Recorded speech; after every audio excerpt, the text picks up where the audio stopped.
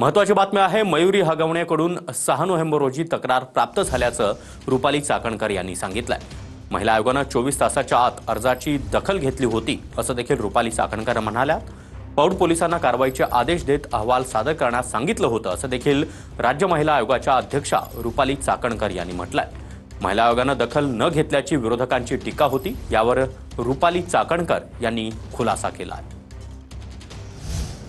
वैष्णवी हगवणे या प्रकरणामध्ये राज्य महिला आयोगाच्या वतीनं घटना घडली, त्याच वेळेस सुमोटो दाखल करण्यात आला। यामध्ये वैष्णवी हगवणे यांची कोणतीही तक्रार ही राज्य महिला आयोगाला नव्हती। त्यांची तक्रार 6 तारखेला आली। 7 तारखेला राज्य महिला आयोगाच्या वतीनं बावधन पोलीस स्टेशनला ही तक्रार पाठवून त्यांचं काय म्हणणं आहे ते ऐकून घेऊन अहवाल सादर करण्याच्या सूचना दिल्या आणि दोन्ही महिलांनी केलेल्या तक्रारींची दखल घेऊन 7 तारखेला पत्र पाठवून 7 तारखेलाच ह्या FIR दाखल केल्या होत्या। 24 तासाच्या आत दिलेल्या तक्रारीवरती राज्य महिला आयोगाच्या वतीनं कारवाई करण्यात आली।